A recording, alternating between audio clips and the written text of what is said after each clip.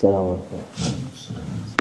بسم الله الرحمن الرحيم والصلاة والسلام على رسول محمد سيد الأولين والآخرين. مدد يا رسول مدد يا سلام أصحاب رسول مدد يا شيخنا دستور ولا شاء الله قرض أحسن شيخنا خير مدد طريقتنا الصحابة والخير في الجميع.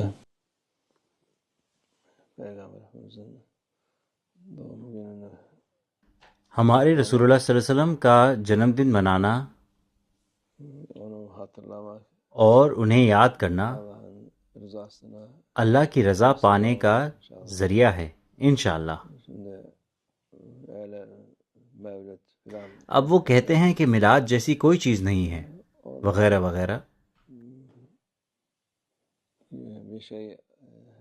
وہ کوئی بہانہ ڈھونڈتے ہیں تاکہ ہمارے رسول اللہ صلی اللہ علیہ وسلم کی تعظیم، ادب اور محبت سے روک سکیں۔ وہ ایسا نہیں کر سکتے اللہ کی اجازت کے بغیر۔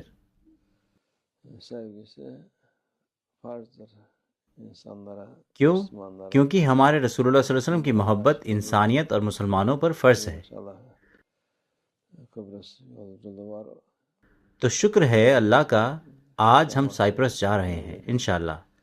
میلاد شریف منانا اور اپنے بھائیوں کے ساتھ وہاں جمع ہونا اللہ کی رضا کے لیے انشاءاللہ بہت بڑی برکتیں لائے گا۔ انشاءاللہ یہ برکت کا ذریعہ بنے، ہمارے ایمان کو مضبوط کرنے کا ذریعہ بنے، ہمارے رسول اللہ صلی اللہ علیہ وسلم کی شفاعت حاصل کرنے کا ذریعہ بنے۔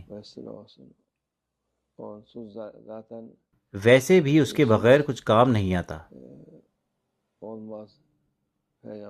جو بھی ہمارے رسول اللہ صلی اللہ علیہ وسلم سے محبت کرتا ہے،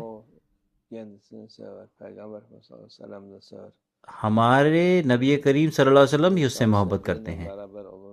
آپ صلی اللہ علیہ وسلم نے فرمایا انسان اسی کے ساتھ ہوگا جس سے وہ محبت کرتا ہے، اس لیے اللہ کا شکر ہے ہم جنت میں بھی ساتھ ہوں گے انشاءاللہ، کیونکہ یہ آپ صلی اللہ علیہ وسلم کا پسندیدہ اور مقدس کلام ہے۔ جو بھی ہمارے رسول اللہ صلی اللہ علیہ وسلم سے محبت اور ان کا احترام کرتا ہے وہ ہمیشہ سکون میں رہتا ہے، اسے کوئی ڈر یا فکر نہیں ہوتی۔ جو لوگ رسول اللہ صلی اللہ علیہ وسلم سے محبت نہیں کرتے وہ ادھر ادھر کی باتیں کرتے ہیں اور سب کو جہنم بھیجتے رہتے ہیں اور سمجھتے ہیں کہ خود جنت میں جائیں گے، جبکہ ہمارے رسول اللہ صلی اللہ علیہ وسلم کی شفاعت کے بغیر جنت میں داخل ہونا مشکل ہے۔ ہمارے رسول اللہ صلی اللہ علیہ وسلم کی محبت ہی ہمیں جہنم سے بچاتی ہے۔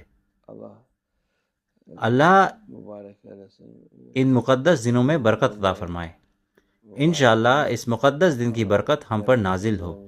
انشاءاللہ ہم ان کے صلی اللہ علیہ وسلم کے پڑوسی بنے جنت میں۔ یہ مقدس مہینہ انہی کا مہینہ ہے۔ انشاءاللہ ان کی برکت سے پریشانیاں اور برائیاں دور ہو جائیں گی۔ انشاءاللہ اللہ صاحب کو بھیجے، اللہ اسے ہمارے لیے بابرکت بنائے۔ توفیق الفاتحہ۔